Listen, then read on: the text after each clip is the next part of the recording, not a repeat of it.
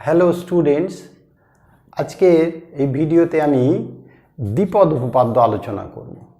তো দ্বিপদ উপপাদ্য বা বাইনোমিয়াল থিওরেম, বাইনোমিয়াল কথাটা থেকেই বুঝতে পারছো যে দুটো পদ, তাহলে দুটো পদের সমষ্টির বর্গ অর্থাৎ a plus b whole square মানে square plus 2ab plus b square, এটা তোমরা জানো, ক্লাস 7-এ শিখেছো। আবার a plus b whole cube মানে a cube plus 3a square b plus 3ab square plus b cube, এই সূত্র তোমরা ক্লাস 10-এ শিখেছো।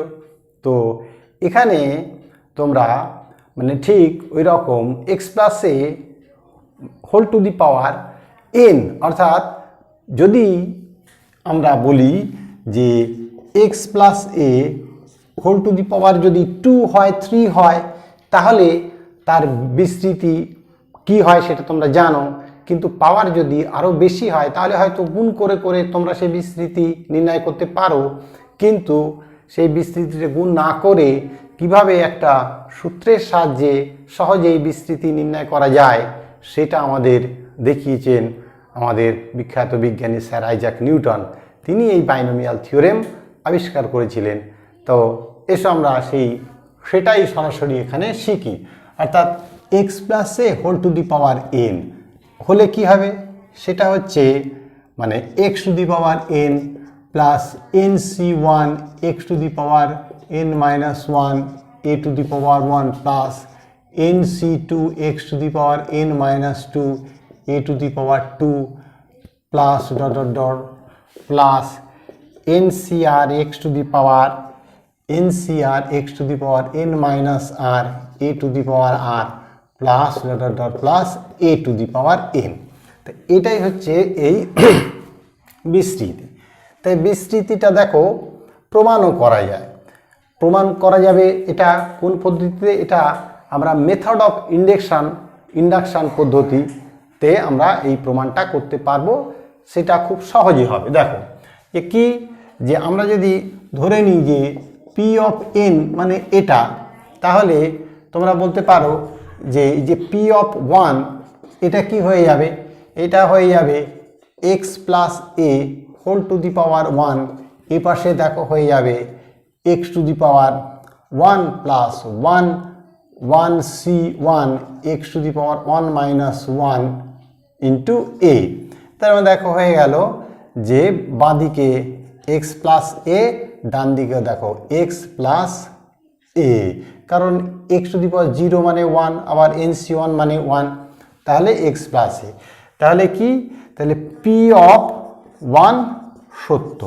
আচ্ছা, তাহলে মনে করি যে পি অফ এম সত্য। তাহলে অতএব পি অফ এম তোমরা এটা জানো যে পি অফ এন সেটা হবে এই যে x plus a whole to the power m is equal to ওই যে x to the power m plus m C one x to the power m minus one a to the power one plus m C two x to the power m minus two a to the power two plus dot dot dot plus plus m C r x to the power m minus r a to the power r plus dot dot dot plus a to the power m. তাহলে এটা হচ্ছে P M. এবার যদি তাহলে আমরা প্রমাণ করতে পারি যে পি এম এর জন্য সত্য হলে, যদি আমরা দেখাতে পারি যে পি এন প্লাস ওয়ানের জন্য সত্য, এ বিবৃতিটা সত্য, তাহলেই প্রমাণ হয়ে গেল।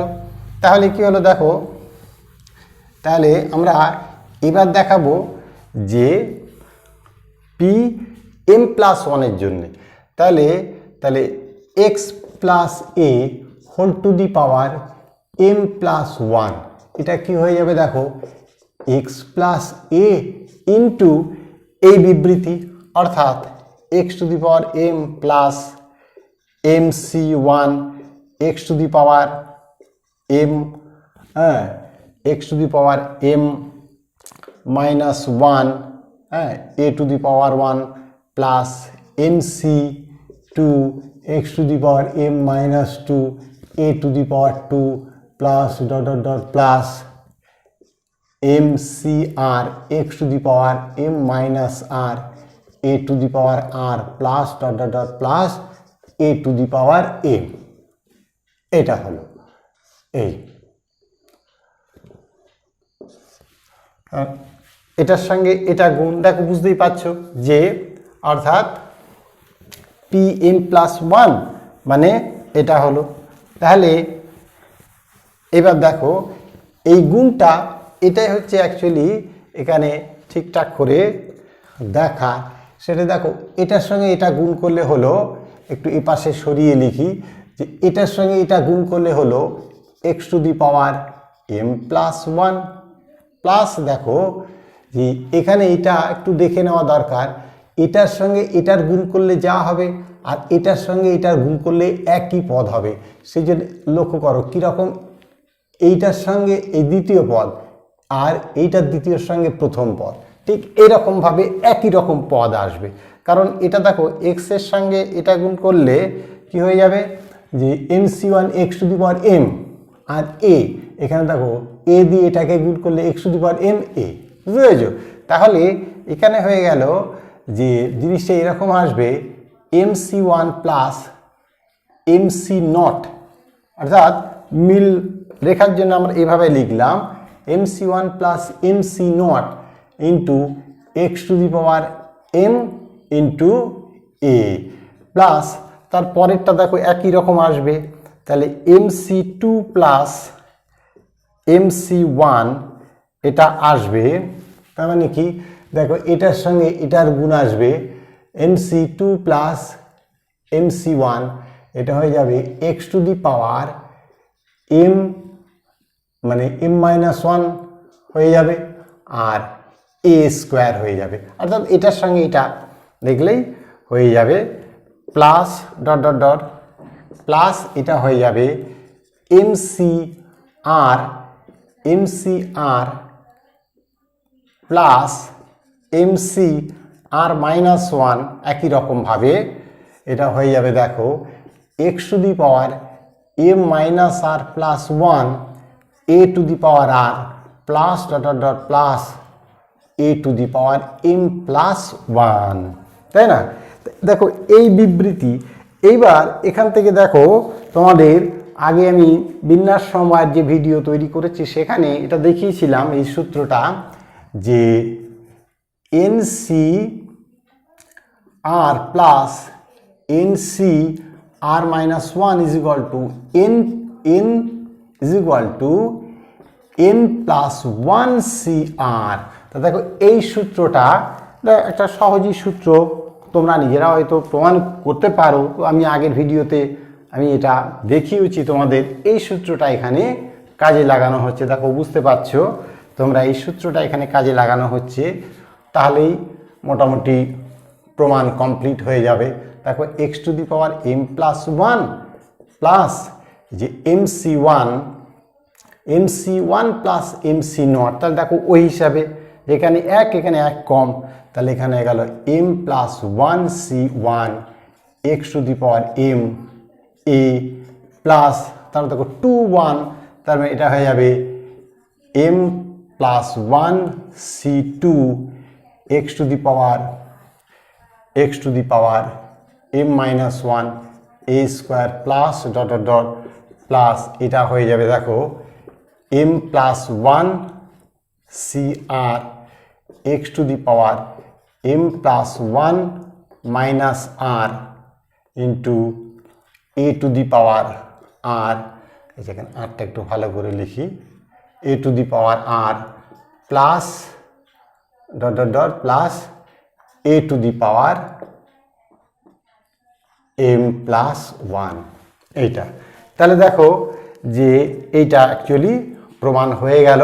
এ দেখো x to the power m plus one plus m plus one c one x to the power, এই যে x to the power m plus one minus one, এইভাবে দেখা যেতে পারে a to the power one plus m plus one c two x to the power m plus one minus two, হ্যাঁ, a to the power two plus dot dot dot plus দেখো m plus one C r x to the power m plus one minus r a to the power r plus dot dot dot plus a to the power m plus one.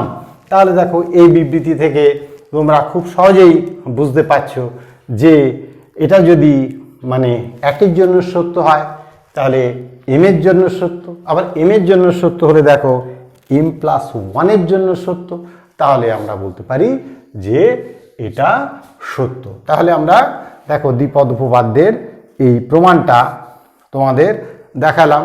হ্যাঁ, প্রমাণটা খুব একটা কঠিন কিছু না, শুধু ওই যে গুণের বেলাতে তোমাদের যে নিয়মটা বললাম এইবার যদি সেটা একটু ভেঙে বলি, দেখো প্রথম পদে এটার সঙ্গে এটার গুণফল এটা এলো, কিন্তু পরেরটা এইভাবে বলছি এটার সঙ্গে এটার গুণ আর এটার সঙ্গে এটার গুণ, এই করলে সদৃশ্য পদ। তারপরে কি এটার সঙ্গে পরেরটার এটার সঙ্গে এটার সঙ্গে অর্থাৎ এটার সঙ্গে তৃতীয়টার এটার সঙ্গে দ্বিতীয় টার্মের গুণ করলে সিমিলার টার্মগুলো আসছে এবং এই সিমিলার টার্মগুলো কমান নিলে এই যে সিমিলার টার্মগুলোর এই অংশগুলো কমান নিলে এই অংশগুলো পড়ে থাকছে।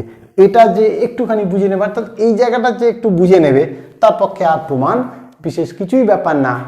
মনে হতে পারে যেন একটু জটিল, কিন্তু এই জায়গাটা বুঝে নিলে যে এইটার সঙ্গে এটার গুণ করলে আর এটার সঙ্গে এটার গুণ করলে একই রকম পদ আসছে, এই হচ্ছে মূল কথা। তো দেখো তোমরা ইচ্ছা করলে একটু ভালো করে দেখে নিতে পারো, শট নিয়ে নিতে পারো, স্ক্রিনশট। হ্যাঁ, এবার আমরা পরের আলোচনায় চলে যাচ্ছি। পরের আলোচনায় চলে যায় যে এই যে আমরা দ্বিপদ উপপাদ্য বললাম তার বিস্তৃতি মানে x plus a whole to the power n এর বিস্তৃতি আমরা যেটা বললাম x plus a whole to the power n is equal to আমরা কি বললাম যে x to the power n plus n C one x to the power n minus one a to the power one plus n C two x to the power n minus two a to the power two plus dot dot dot plus n C r x to the power n minus r a to the power r plus dot dot dot plus a to the power n আমরা এইটা বললাম। তো দেখো দ্বিপদ উপপাদ্যের এই যে বিস্তৃতি, এই বিস্তৃতির দিকে তাকালে কিছু কিছু জিনিস খুব সুন্দর জানতে পারা যায়। এক নম্বর কি দেখো, এখানে প্রত্যেকটা টার্মে এক্স এর পাওয়ার এবং এর পাওয়ার এর যোগফল সবসময় এন এর সঙ্গে সমান হবে।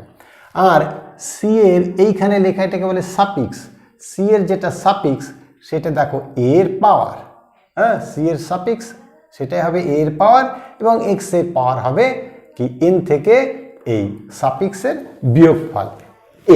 এটা প্রত্যেকটা ক্ষেত্রে দেখো এই জিনিসটা চলে এসেছে। সেই জন্যে আসলে দ্বিপদ উপপাদ্যের এই সূত্রটা মনে রাখতেও খুব সহজ। তাহলে দেখো কি সুন্দর এই সূত্রটা তিনি আবিষ্কার করেছিলেন, মনে রাখাও খুব সহজ। এখান থেকে আমরা আরও কিছু জিনিস জানতে পারি। হ্যাঁ, দ্বিপদ উপপাদ্যের এই ব্যাপারগুলো খুবই গুরুত্বপূর্ণ। যে দেখো যে a plus b whole square মানে a square plus two a b plus b square, অর্থাৎ পাওয়ার যদি 2 হয় পদ সংখ্যা 3, তবে a plus b whole cube মানে a cube plus 3 a square b plus 3 a b square plus b cube, তাই না? তার মানে পাওয়ার যদি 3 হয় পদ সংখ্যা 4, তাহলে এখান থেকে তোমরা বুঝতে পারছো যে এই বিস্তৃতিতে অবশ্যই এটা হবে যে পাওয়ার যদি n হয় তাহলে এই মানে পদ সংখ্যা এই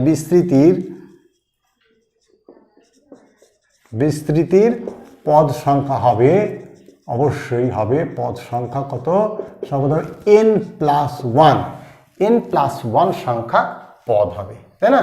এই বিস্তৃতির পদ সংখ্যা হবে n+1।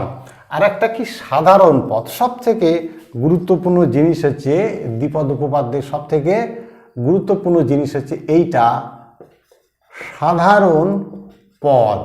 সাধারণ পদকে লেখা হয় TR+1 তম পদ।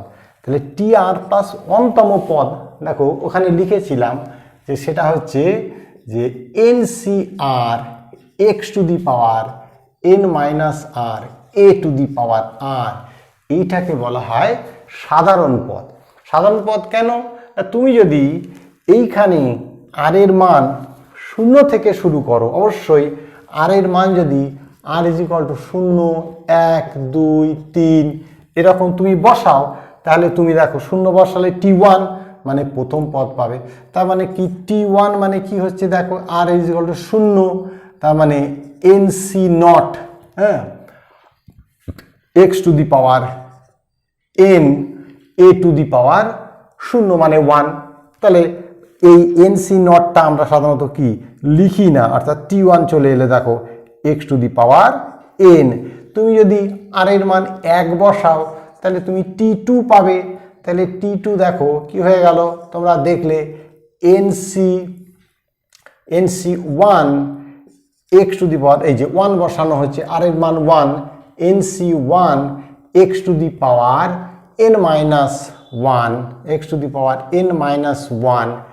a⁴1 যদি তুমি t এর মান 2 বসাও তাহলে তুমি তৃতীয় পদ পাবে, সেটা হবে nc2, 2 বসাচ্ছ, nc2 x⁴n -2 a⁴2, ঠিক এরকম, তাই না?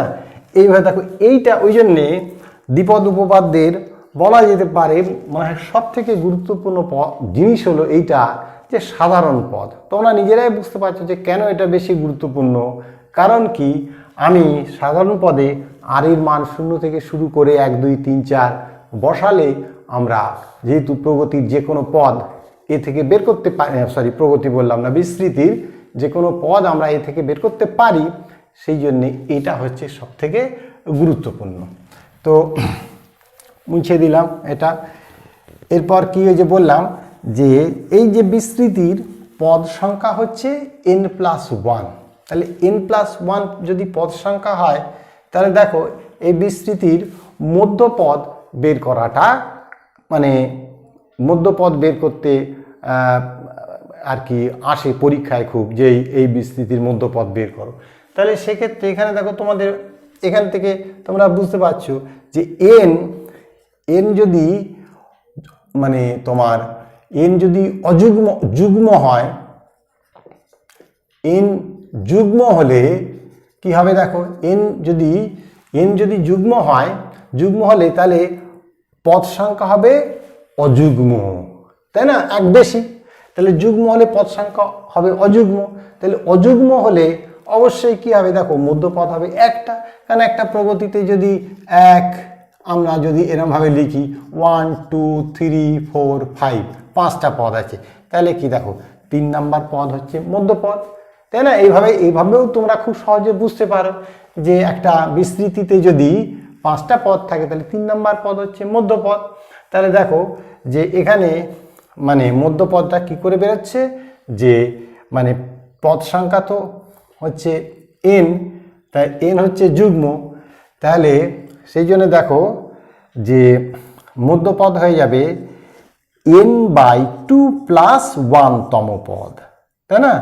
এততম পদ হলো মধ্যপদ, হ্যাঁ, অর্থাৎ মধ্যপদ হয়ে গেল তোমার এততম পদ। অর্থাৎ n যদি যুগ্ম হয় তাহলে পদ সংখ্যা মধ্যপদ হবে একটা, এবং সেটা কততম পদ হবে, সেটা হবে বিস্তৃতির n/2 + 1 তম পদ, সেটা হবে মধ্যপদ।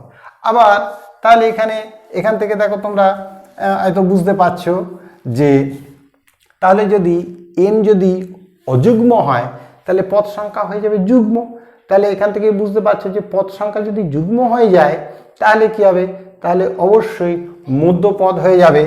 মধ্যপদ হয়ে যাবে সেক্ষেত্রে দেখো দুটো হয়ে যাবে মধ্যপদ, অর্থাৎ যদি মনে করো 1, 2, 3, 4, 5, 6টা পদ থাকে, সেখানে যদি 6টা পদ থাকে তাহলে দেখো 3 নাম্বার 4 নাম্বার পদটা হচ্ছে আর কি মধ্যপদ। তাহলে কি হলাম যে মানে যদি এটা অযুগ্ম হয় তাহলে পদ সংখ্যা হয়ে যাবে যুগ্ম, তাহলে যুগ্ম হয়ে গেলে মধ্যপদ কি হবে, তাহলে তখন দেখো মধ্যপদ হবে দুটি, মধ্যপদ হবে দুটি। একটা হবে তোমার এই যে বললাম যে অযুগ্ম হলে এটা যুগ্ম হয়ে যাচ্ছে, তাহলে n+1/2 তম পদ, তাই না? অর্থাৎ যদি পাওয়ার অযুগ্ম যদি কথা 5 হয় তাহলে 6, তাহলে 5 প্লাস 6/2 মানে তৃতীয় পদ। এইটা হবে একটা এততম পদ, আর একটা হবে এত, এবং আরেকটা দেখো তোমরা বুঝতে পারছো যে n+1/2 প্লাস 1তম পদ, তাই না? বা এটাকে আমরা 2n+3তম পদ এইভাবেও লিখতে পারি। তাহলে দেখো এই যে কয়েকটা জিনিস আমি বললাম, তো তোমরা দ্বিপদ উপপাদ্য বিষয়টা জানলে যে দ্বিপদ উপপাদ্য দুটো পদ এর সমষ্টি বা অন্তর, সে আমরা যদি মানে এখানে তোমরা বুঝতেই পারছো x+a, তাহলে x+-a যদি লিখি তাহলে সে অন্তর, যাই হোক অন্তর হলেও আমরা এর বিস্তৃতি নির্ণয় করতে পারছি।